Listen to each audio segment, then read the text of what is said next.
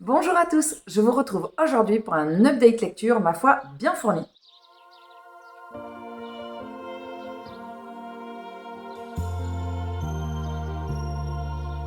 Aujourd'hui, je vais vous présenter deux graphiques qui représentent la fin d'une saga et 4 lectures. Je vais commencer tout de suite par les graphiques. J'ai lu le tome 19 et le tome 20 de Promised Neverland de Kei Shirei et Posuka Demuzi. On va suivre... alors, est-ce que je vous montre les couves parce que ça peut spoiler un petit peu? Non, je vais pas trop vous montrer la couverture, je vais vous montrer le dos. Donc, on va toujours suivre l'aventure de... Alors, pour ceux qui ne connaissent pas Promised Neverland, le principe, c'est que on découvre dans le premier tome un groupe d'enfants qui vivent dans un foyer, dans un orphelinat, avec une maman de substitution, une adulte qui a l'air très bienveillante, très aimante. Et ils sont là, tous ces jeunes. On sait qu'il n'y a pas de jeunes au-dessus d'un certain âge. Et on les voit. Alors, on voit une petite fille partir vers un nouveau foyer. On va suivre principalement Emma et deux de ses compagnons qui sont les plus grands de l'orphelinat. Et ils sont là, c'est vraiment, il y a quelque chose de très joyeux, c'est le bonheur et tout ça.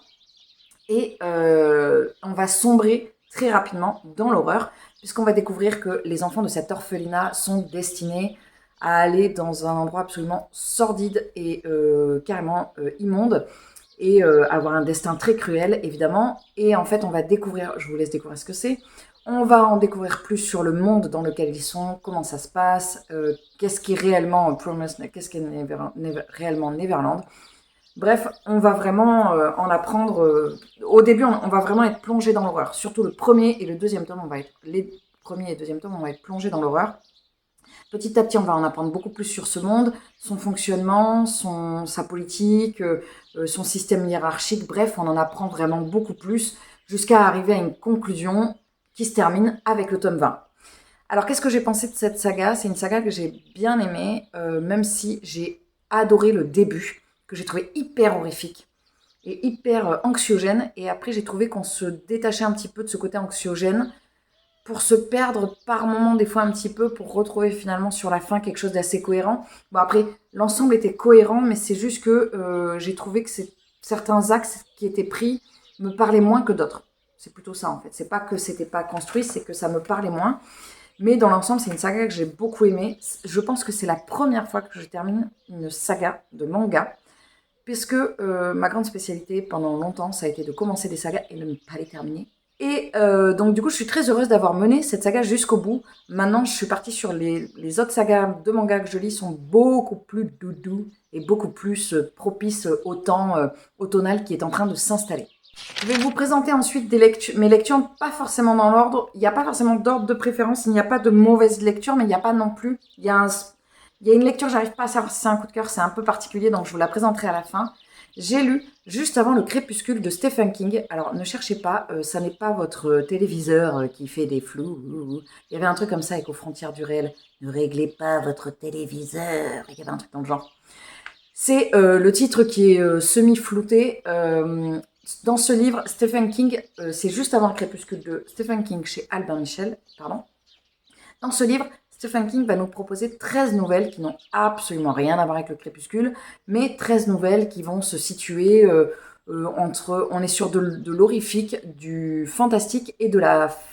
Non, pas de la fantaisie, et du fantastique. Il n'y a pas toute une part de fantastique. Il y a des nouvelles qui sont juste... Il y a, je pense à une nouvelle qui est une de mes préférées, qui est uniquement sur de l'horreur. Et il y a des nouvelles plus ou moins longues. Il y a des nouvelles qui sont d'une vingtaine de pages et il y en a qui sont plus d'une cinquantaine de pages. Donc on est sur des rythmes très différents, avec des personnages très différents, des hommes, des femmes, tout type de personnages. C'est un recueil que j'ai énormément aimé, notamment parce que au démarrage, Stephen King nous fait une petite introduction et à la fin, il revient sur chaque nouvelle et on voit bien qu'il y a des nouvelles qui sont très personnelles. Il y a des nouvelles qui ont été vraiment rattachées à la vie de Stephen King. Et donc, à travers ces nouvelles, il nous dévoile un peu plus de sa personnalité, de son état d'esprit à un certain moment. Et je trouve qu'on le ressent vachement et ça fait du bien. Enfin, moi, j'aime bien quand les auteurs mettent un peu d'eux. Après, ça dépend comment ils en mettent. Mais là, ils nous parlent, vu que c'est sous forme de nouvelles, c'est pas pesant, en fait. Moi, j'ai eu un petit coup de cœur sur deux nouvelles qui sont je vais vous dire parce que, évidemment, je ne me rappelle plus des noms. La fille pain d'épices et Vélo d'appart. J'ai eu un petit kiff sur ces deux-là. Je vous laisserai voir si, voilà, si on est sur de l'horreur ou si on est sur du fantastique. Je trouve que l'écriture de Stephen King dans ce livre est assez soft dans le sens où des fois, il part racler la noirceur humaine et ça peut être très dérangeant. Bon, là, il y a de l'horreur, donc c'est pas doux non plus. Mais il n'y a pas ce côté dérangeant. Il y a un côté chez Stephen King qui par moments peut être extrêmement dérangeant, surtout à certaines périodes d'écriture de sa vie. Et là, je trouve que ça ne s'est pas ressenti, donc c'était plutôt agréable. Et surtout, si vous ne connaissez pas Stephen King et que vous n'êtes pas sujet à l'évanouissement suite à la lecture d'horreur, je vous encourage à découvrir l'auteur avec ce recueil de nouvelles, parce que ça permet de se faire une idée sans partir sur un gros pavé. Bon, après, il y a des livres plus petits du maître, mais voilà, celui-là, j'ai beaucoup aimé. Et j'ai adoré retrouver l'écriture de Stephen King que je n'avais pas trouvé, que je n'avais pas lu depuis un petit moment, en fait. J'ai lu ce livre en lecture commune avec Étienne, et c'était un plaisir de partager cette lecture avec toi. J'ai lu ensuite, mais pas ensuite parce que je ne les présente pas dans l'ordre, Deux feuilles de gingembre de Sylvie Servan-Schreiber, chez M+ Éditions. C'est un livre que j'ai reçu en service presse. Le pitch me tentait pas tant que ça, mais j'ai décidé de le demander puisque j'avais envie de sortir un petit peu de ma zone de confort et je pense que j'ai bien fait. Enfin, c'est pas je pense, j'ai bien fait. On va suivre ici le destin de Suzanne, une jeune femme qui vit à Londres, en 1965 et dont la grand-mère décède. Et quand sa grand-mère décède, elle découvre que celle-ci avait une maison au Japon et que, alors, Suzanne a toujours su que sa grand-mère avait eu une double vie, une vie anglaise et une vie au Japon quand elle était plus jeune. Elle sait aussi qu'il y a un passé assez trouble entre sa mère à elle, sa propre mère et la mère de sa mère, donc sa grand-mère, qui n'ont pas vécu ensemble et dont la relation a l'air d'être assez chaotique. Et Suzanne, qui a toujours eu un super rapport avec sa grand-mère, va essayer de comprendre un petit peu qu'est-ce qui a pu se passer. Et donc, on va suivre l'enquête de Suzanne, ainsi que qu'est-ce qui va se passer dans sa vie, à travers un échange épistolaire. Alors, il n'y a pas que des échanges de lettres, mais il y a pas mal de lettres entre le Japon et Londres. Il y a aussi une partie écossaise, parce que la grand-mère était écossaise, donc on va naviguer, on va dire, sur la première moitié du roman, on est plutôt sur l'Écosse, et sur la deuxième partie du roman, on est plutôt sur le Japon. Et c'est une lecture que j'ai énormément aimée. J'ai énormément aimé l'angle sous lequel était abordée l'écriture, c'est-à-dire avec ce côté épistolaire, que je ne vois pas souvent, même si j'ai toujours quelques difficultés avec la lecture en italique. Oui, c'est écrit en italique, je ne sais pas pourquoi, ça me vrille les yeux. Mais, mis à part ça, c'est quelque chose que j'ai beaucoup aimé. J'ai bien aimé qu'on suive la vie de Suzanne et surtout qu'on soit vraiment en immersion totale entre sa vie londonienne et la vie à Londres et la vie en Écosse et la vie japonaise. J'ai trouvé que c'était bien transcrit. Il y avait de la description, mais pas non plus à foison. On ne se perdait pas non plus dans les descriptifs. Mais c'était super bien amené. On avait vraiment... L'autrice, elle a amené tout le côté de la culture de chaque pays et c'était super intéressant. J'ai aimé l'écriture, j'ai aimé les personnages et j'ai aimé l'atmosphère, j'ai aimé les visites de pays. Je l'avais commencé en lecture commune avec Claire et en fait, Claire l'a fini depuis belle lurette. Moi, je l'avais laissé traîner et je suis contente d'être allée au bout parce que c'est une lecture qui me laissera un souvenir très doux, quelque chose de très doux, c'est une romance, c'est une romance, c'est une histoire familiale avec des secrets, mais pas non plus du secret. C'est pas du secret de dingue, on le découvre assez vite et surtout c'est pas un secret lourd qui va venir vraiment plomber par moment le moral. Alors ça peut être sympa les sagas familiales avec de lourds secrets, mais des fois c'est un petit peu, ça dépend du mood dans lequel on est. Là c'est pas du tout ça, on est sur du secret familial léger sur lequel on va partir sur une note qui est plutôt positive, donc c'était très chouette. Et en même temps il y avait quelque chose d'assez, c'était pas niais en fait, c'était assez réaliste dans le comportement des personnages, dans leur façon de vivre les événements. Il y avait quelque chose de très... c'était pas romancé, en fait. Ça faisait très réaliste et ça faisait très... Oui, on aurait pu, vous et moi, le vivre comme Suzanne l'a vécu. Donc, c'était très chouette. Voilà, je ne peux que vous recommander ce bouquin si vous avez envie d'un petit voyage au Japon ou d'une petite aventure familiale plutôt plutôt légère. J'allais dire plutôt souple, mais plutôt légère. Je ne vais pas, encore une fois, vous les présenter en ordre de lecture, chronologique, mais par contre, je vais vous les présenter, je vais faire un petit mix entre les deux prochaines lectures, parce qu'il y en a une qui est un peu plus une sorte de coup de cœur, donc je vais la présenter après. J'ai attaqué enfin la première, la saga de Charcot, donc j'ai lu pour la première fois du Franck Tillier, Train d'enfer pour Ange Rouge chez Pocket. C'était la lecture du Patreon pour le mois de septembre, donc c'est celui qui m'a fait craquer mon obaye. J'ai craqué mon obaye pour un autre livre, mais bon, on en reparlera en vlog. On va suivre ici l'inspecteur Charcot qui donc enquête sur la mort d'une jeune femme décapitée. Et en contrepartie, enfin à côté, sa femme a disparu, donc il est à la recherche de sa femme.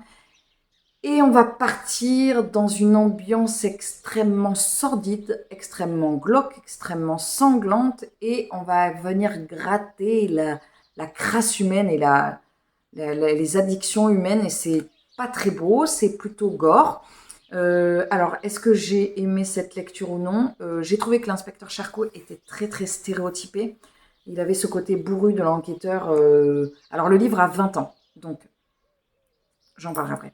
Il a ce côté très bourru de l'enquêteur, comme on attend, celui qui boit du whisky sec, qui casse la gueule aux mecs qui veulent pas lui répondre. Un côté dur à cuire qui, moi, me parle pas du tout. Moi, j'aime bien les personnes en demi-teinte, j'aime bien les personnes nuancées, j'aime bien les personnages qui ont des forces et des faiblesses. Et là, j'ai trouvé que c'était un petit peu trop stéréotypé à mon goût. On va vraiment dans du très gore, on va vraiment dans du... Je ne peux que tirer la sonnette d'alarme pour les trigger warnings. Une des personnes de la lecture commune n'a pas pu le continuer parce que c'était vraiment très gore. Moi, je dois vous avouer que ça l'était tellement qu'au bout d'un moment, je le regardais avec détachement. C'était pas du tout, ça m'atteignait pas. Je me disais pas, bon, non. Mais par contre, ça n'a pas non plus touché certains sujets qui sont sensibles chez moi, donc ça dépend vraiment de la personnalité de chacun. Moi, je sais que tout ce qui est lié aux enfants, c'est quelque chose qui est extrêmement problématique dans mes lectures. Donc là, ça m'atteignait pas. Disons que c'était bien sûr, c'était gore, mais voilà, je le regardais comme ça. J'ai bien aimé la façon dont l'enquête était ficelée. C'est drôle d'utiliser ce mot-là, si vous l'avez lu. Et j'ai bien aimé, je trouvais que ça se tenait bien en fait. D'un bout à l'autre de la lecture, j'ai trouvé que ça se tenait bien, il y avait un bon rythme, c'était intéressant. Et je pense que je lirai la suite. Alors, j'ai pas particulièrement accroché au personnage de Charcot, j'ai bien aimé l'écriture de Franck Tillier, mais j'ai envie de lire la suite parce que je pense que ça va venir se nuancer par la suite. Je sais qu'il va y avoir une autre enquêtrice qui va venir avec lui, et je pense que ça va adoucir un petit peu notre Charcot qui est si bourru. Donc j'ai envie de savoir un petit peu plus comment ça va se dérouler la suite. Je me jetterai pas sur le deuxième tome, mais j'ai envie de prolonger. J'ai envie de prolonger cette aventure avec Franck Tillier. On m'avait prévenu que c'était gore, c'est cool qu'on m'ait prévenu parce que comme ça j'ai pas eu de surprise. Donc c'est une lecture que j'ai bien aimée, même si c'est pas le polar que j'ai préféré et ça n'est pas l'enquêteur que j'ai le plus aimé, bien évidemment, mais je suis curieuse de voir comment ça peut évoluer. La dernière lecture que je vais vous présenter est un petit peu complexe parce que j'arrive pas à savoir si c'est un coup de cœur ou pas. J'ai lu L'été où tout a fondu de Tiffany McDaniels chez Totem avec cette couverture absolument magnifique qui a été faite par... Faut quand même que je vous le dise parce que c'est vraiment très très beau. Ricky Blanco. Donc moi je suis méga fan. On va suivre ici l'histoire d'une famille en 1984 à Breasthead, dans une petite ville de l'Ohio. On a le procureur de la ville, Autopsy Bliss, qui est quelqu'un qui vraiment est impliqué dans son travail, qui décide un beau matin de mettre une annonce dans le journal et qui invite le diable à venir lui rendre visite. Et va débarquer un jeune garçon à la peau noire et aux yeux verts qui va se présenter comme le diable en personne. Et on va suivre la vie de ce jeune garçon dans la ville, comment ça va se passer au sein de la famille d'Autopsy. Bref, on va en savoir plus sur est-ce que c'est le diable, est-ce que c'est pas le diable, qu'est-ce qui se passe, quel est l'impact sur les villageois, sur la ville, quel est l'impact sur les habitants de la ville. Et qu'est-ce que ça vient faire ressurgir chez les uns et chez les autres, le fait que le diable qu'il côtoie le diable. C'est une lecture qui est très particulière. La plume de Tiffany McDaniels, elle a un côté très poétique et elle nous permet d'accepter des choses très sombres. Là, on vient quand même de parler de sujets très très lourds, puisqu'on vient parler de racisme, on vient parler d'homophobie, on vient parler d'homosexualité dans les années 80, on vient parler de sujets qui sont très typiques aux années 80, dont je ne vous parlerai pas, parce que ça pourrait vous dévoiler des choses. On vient parler de plein de sujets sensibles, et c'était très très touchant. Moi, je vous avoue que il y a des passages. C'est une lecture, il faut être dans un bon mood quand même, parce que c'est une lecture qui a quelque chose de très dur, même si ce qui est très fort chez cette autrice, c'est que tout ce qui est écrit est très dur, et avec cette plume, ça passe. Mais après, quand on a fini de lire, enfin moi quand j'ai fini de lire certains passages, j'avais le contre-coup en train de me dire, mais c'est raide quand même ce que je viens de dire. C'est hyper raide. Et je l'ai lu en lecture commune avec Barbara, on a beaucoup échangé pendant qu'on faisait cette lecture commune.